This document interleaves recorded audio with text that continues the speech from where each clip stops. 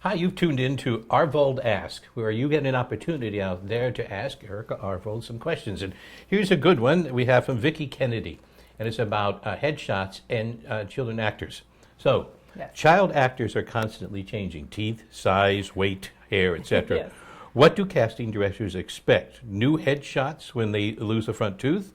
Closed mouth headshots? We do headshots every two times a year. Is that enough? I think the easiest and most straightforward answer is a headshot needs to look like you.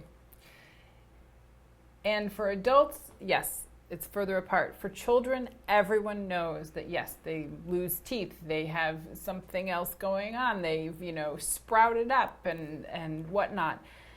I would say if you think when you look at the headshot and look at the child as a parent or a guardian or a professional, you look at that and say, you know what, that looks old. I would say just take a candid photo and staple it to the headshot for a temporary fix. And then when you know that that picture really doesn't resemble that child enough, that's when you get new headshots taken. And everyone has different pocketbooks and different, budgets for these things.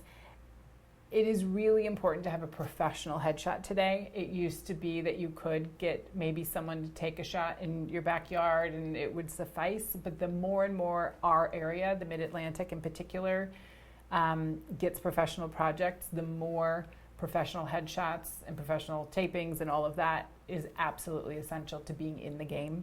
So I think you have to use your own judgment. And a missing tooth? No, to answer that. That's fine if they have wonderful teeth, but you might want to put in the submission, missing front tooth. It's helpful. Or has braces, that's a big one. If someone has braces, we need to know that, because if we're doing a period project, that really is a big consideration. And, haircuts, hair color, things like that, I think it's fairly obvious. But if the child changes a lot, if your headshot is 5 years old and you're now 10, and your headshot's literally when you were 5 years old and you're now 10 years old, you absolutely have to have another headshot. Yeah, so really what I think in summation is that it's really more about age than anything else, really. Mm-hmm. And so the good rule of maxim is put that headshot up opposite your child and next to them and say, does this look like the child now? Or have they aged past it? Because the casting director wants to see in the headshot that person when they arrive in the casting office. Exactly.